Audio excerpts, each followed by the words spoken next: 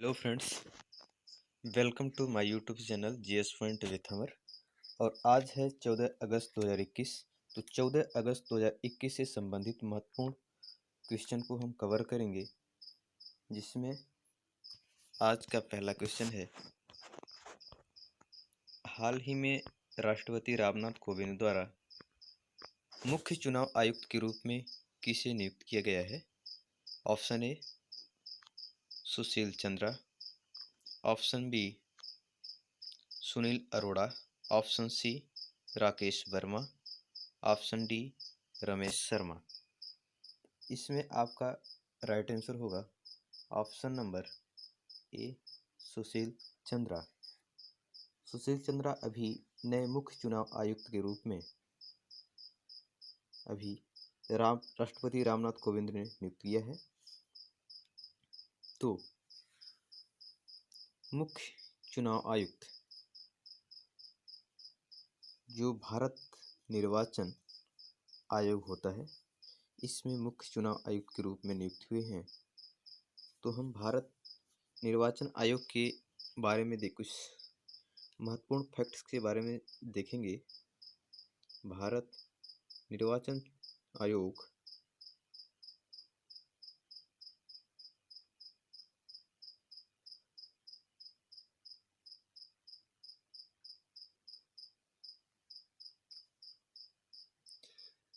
भारत में संघ राज्य चुनाव प्रक्रियाओं के संचालन के लिए एक स्वायत्त संवैधानिक प्राधिकरण है। जो भारत निर्वाचन चुनाव आयोग है, ये भारत में संघ और राज्य यानी केंद्र और राज्य में जो चुनाव होते हैं, ओके, उनकी संचालन के लिए ये स्वायत्त एक कॉन्स्टिट्यूशनल अथॉरिटी है, जिसे संविधान के तहत बनाया गया है। इसकी स्थापना 25 जनवरी 1950 को की गई थी संविधान के अनुसार। जो इसका जो सचिवालय है भारत निर्वाचन आयोग की, ये दिल्ली में है। कहाँ है? दिल्ली में, ओके। दिल्ली में इसकी सचिवालय स्थित है और यह राज्यसभा, लोकसभा और विधानसभाओं के अतिरिक्त देश के राष्ट्रपति एवं उपराष्ट्रपति के चुनाव का संचालन करता है, ओके।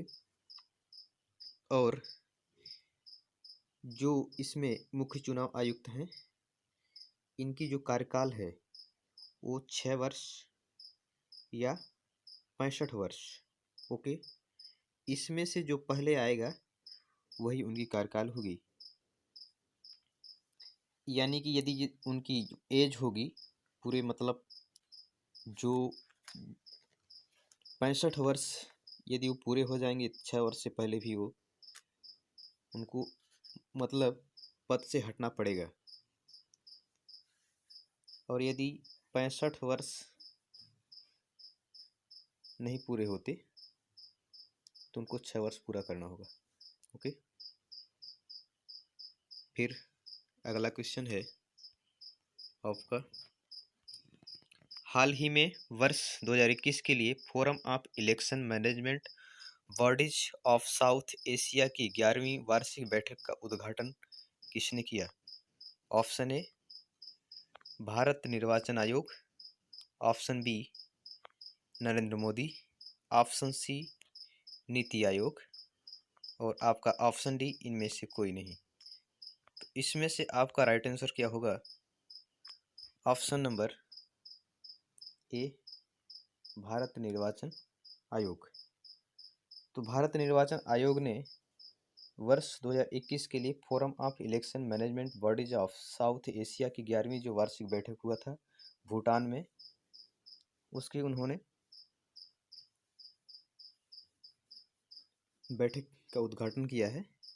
भारत निर्वाचन आयोग, जो इसका मेन उद्देश्य है, इस बैठक का जो उद्देश्य है वो क्या है? स्वतंत्र और निष्पक्ष चुनाव कराने की दिशा में चुनाव प्रबंधन निकायों की जो क्षमता होती है उसको बढ़ाने के लिए एक दूसरे की सहयोग करना। इसमें जो सदस्य देश हैं उनको मतलब जो चुनाव कराने की जो प्रक्रिया है, इसमें जो जो निकाय द फ्रंट पेज पे होता है, जैसे भारतीय निर्वाचन आयोग हो गया, इसी प्रकार हर देश में होते हैं। तो उनको जो उनकी जो क्षमता है उसको बढ़ाने के लिए एक दूसरे का सहयोग करना, ये इस जो बैठक था इसका मेन पर्पज था। ओके, फिर अगला क्वेश्चन है, हाल ही में किस देश के राष्ट्रपति अलेक्जेंडर लुकाशेंको पर दबाव बढ़ाने के लिए ब्रिटेन, अमेरिका और कनाडा ने उस देश पर नए व्यापार, वित्तीय और विमानन प्रतिबंध आरोपित किए हैं? ये कौन सा देश है जिसमें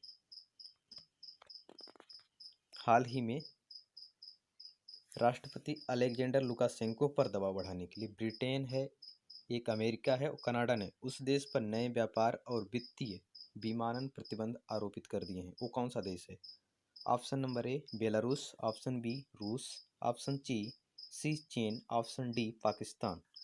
इसमें आपका राइट आंसर होगा ऑप्शन नंबर ए बेलारूस। तो जो बेलारूस के राष्ट्रपति हैं अलेक्जेंडर लुकाशेंको, उन पर दबाव बढ़ाने के लिए ये तीनों देश बहुत सारे नए प्रतिबंध आरोपित कर दिए हैं उन पर। ओके, तो बेलारूस जो है इसकी राजधानी क्या होगी? कैपिटल ऑफ बेलारूस क्या हो जाएगी? मिन्स्क। इसकी कैपिटल है और राष्ट्रपति तो है ही अलेक्जेंडर लुकाशेंको। ओके, इन पर दबाव बढ़ाने के लिए ये किया गया, और इसलिए किया गया क्योंकि इन पर प्रतिबंध लगाने का मेन मकसद ये था कि ये जो राष्ट्रपति हैं ये अपने मतलब विरोधियों पर पुलिस कार्रवाई करवाते हैं, और अधिकांश जो अर्थव्यवस्था का जो सेक्टर है अधिकांश भाग इनके इस नियंत्रण में है। ओके, और एक तानाशाही की जो प्रक्रिया है उसका ये उपयोग करते हैं अधिकांशतः। ओके, मेन मकसद यही था। फिर अगला आपका क्वेश्चन है, हाल ही में किसी कैबिनेट सचिवालय के सुरक्षा सचिव के रूप में नियुक्त किया गया है? कैबिनेट सचिवालय की जो सुरक्षा सचिव होंगे उसके रूप में किसे नियुक्त किया गया है? Option A Rajesh Agarwal, option B Sudhir Kumar Saxena, option C Ramesh Lohia, option D Brijendra Yadav. इसमें आपका राइट आंसर होगा सुधीर कुमार सक्सेना। जो सुधीर कुमार सक्सेना हैं ये एमपी कैडर के यानी मध्य प्रदेश कैडर के 1987 बैच के आईपीएस अधिकारी हैं। कहाँ के हैं? एमपी कैडर के हैं। ओके, एमपी कैडर के हैं, 1987 बैच के ये आईपीएस अधिकारी हैं।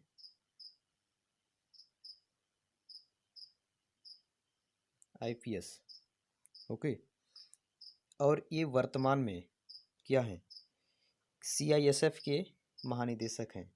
किसके? सीआईएसएफ, केंद्रीय औद्योगिक सुरक्षा बल, उसके क्या हैं? महानिदेशक हैं।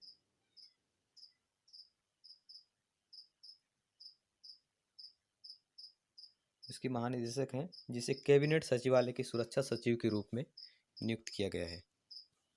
फिर अगला क्वेश्चन है आपका, हाल ही में किस देश द्वारा डिजिटल वैक्सीन पासपोर्ट लॉन्च करने की योजना बनाया जाएगा अभी? Option number A America, option B Canada, option C Britain, option D Bharat. इसमें कौन सा देश है जो डिजिटल वैक्सीन पासपोर्ट लॉन्च करने की योजना बनाएगा? इसमें आपका होगा राइट आंसर ऑप्शन नंबर हो जाएगा बी कनाडा। तो कनाडा की जो कैपिटल है वो क्या है? कैपिटल ऑफ कनाडा ये है ओटावा। क्या है? ओटावा है इसकी कैपिटल। ओके, और यहाँ की जो पीएम है वो कौन से हैं? Justin Trudeau. कौन है? Justin Trudeau. जस्टिन ट्रूडो जी यहाँ के पीएम हैं। ओके, फिर अगला क्वेश्चन है,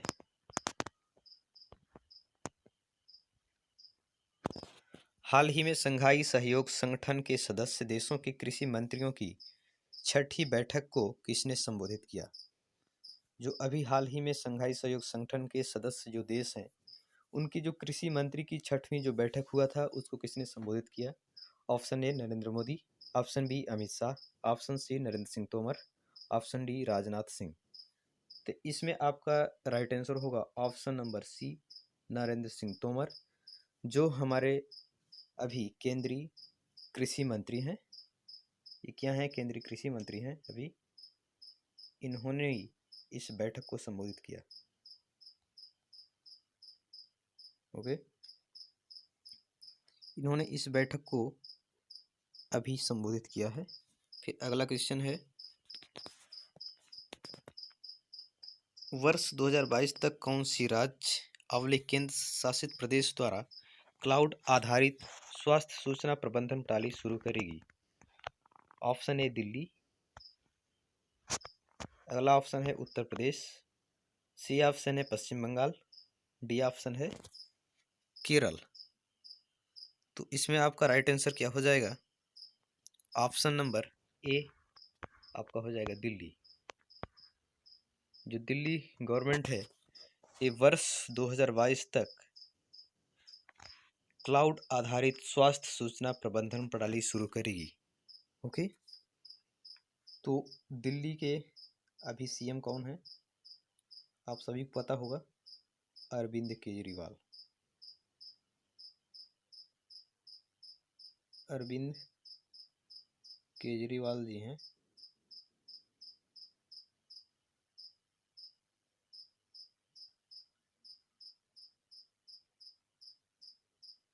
अरविंद केजरीवाल जी वहाँ के अभी सीएम हैं। और उपराज्यपाल अभी इन्हीं के सीएम हो गए। और जो ये आपका एक क्लाउड आधारित जो स्वास्थ्य सूचना प्रबंधन प्रणाली शुरू की जाएगी, इसके तहत ई हेल्थ कार्ड मिलेंगे। ई हेल्थ कार्ड कौन सी कार्ड होगी? ई हेल्थ कार्ड मिलेगी।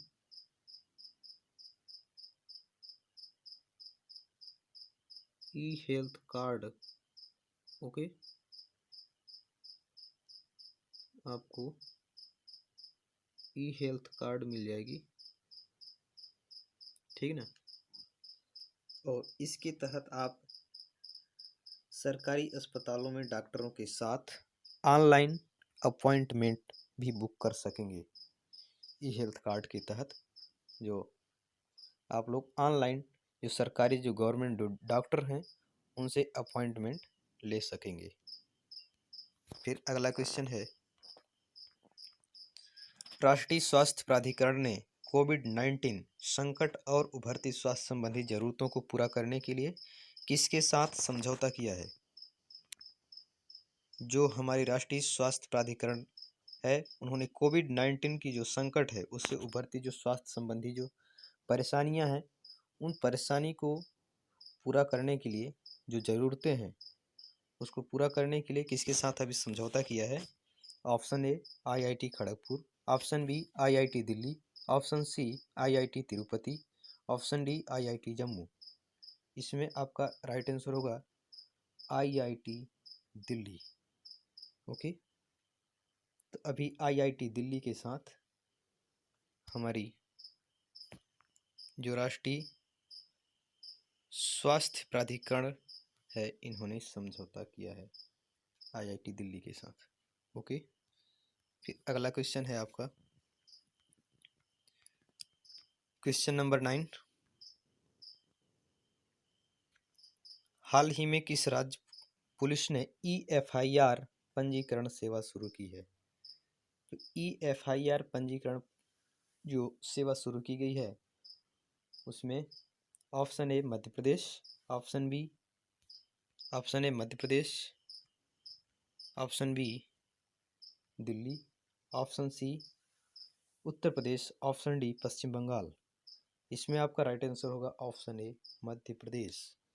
जो मध्य प्रदेश पुलिस है वो EFIR पंजीकरण सेवा शुरू की है।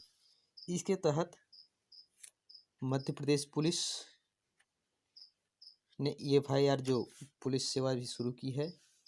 इसके तहत लोगों को वाहनों की चोरी या नकद और 1 लाख रुपए तक की जो वस्तुओं की चोरी होती है उसके संबंध में यह सेवा शुरू की गई है। इसके लिए ऑनलाइन आप कर सकेंगे रिपोर्ट। उसके लिए वेबसाइट है https://mp-police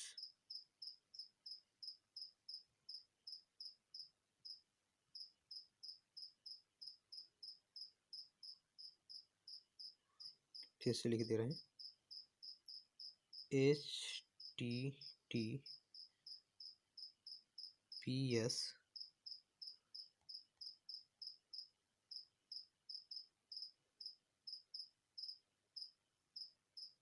यहाँ पे हो जाएगा mp-police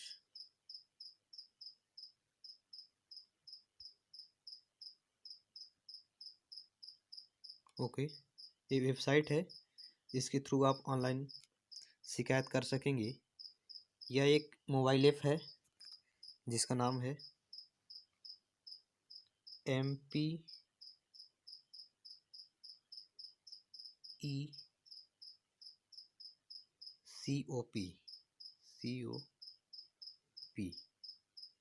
ये एक मोबाइल ऐप है, इसके थ्रू भी आप लॉगिन करके शिकायत कर सकते हैं।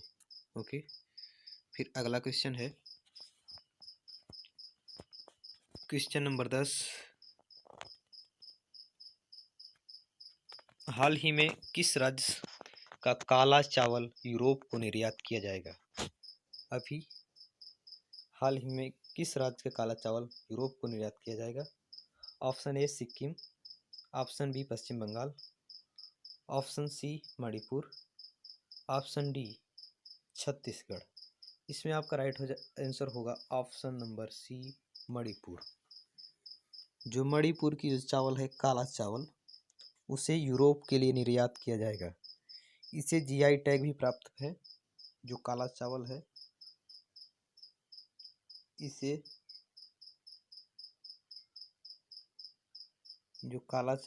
GI टैग भी मिला हुआ है। ओके,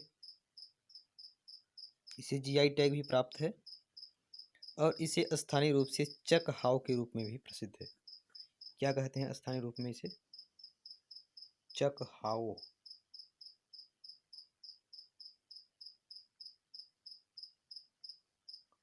चक हाव भी इसे कहा जाता है स्थानीय रूप से। इसके रूप में ये प्रसिद्ध है वहाँ मणिपुर में, और विदेशों में बहुत ज़्यादा इसकी मांग हो रही है अभी वर्तमान में, जिसे यूरोप में अभी निर्यात किया गया है। फिर अगला क्वेश्चन है, हाल ही में वाहन स्क्रैपिंग नीति का शुभारंभ किसने किया? स्क्रैपिंग जो नीति है हाल ही में, उसका शुभारंभ किसने किया है? Option A Narendra Modi, option B Arvind Kejriwal, option C राष्ट्रपति रामनाथ कोविंद, ऑप्शन डी राजनाथ सिंह। इसमें आपका राइट आंसर होगा option number A Narendra Modi.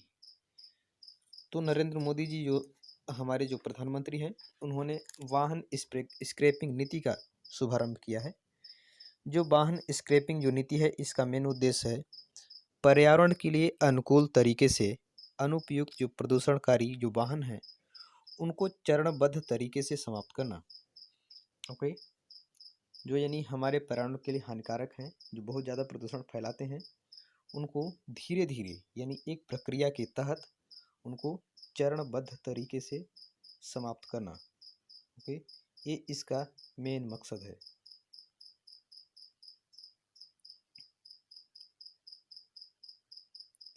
चरणबद्ध तरीके से समाप्त करना इसका मेन मकसद है। ओके, फिर अगला क्वेश्चन है क्वेश्चन नंबर 12।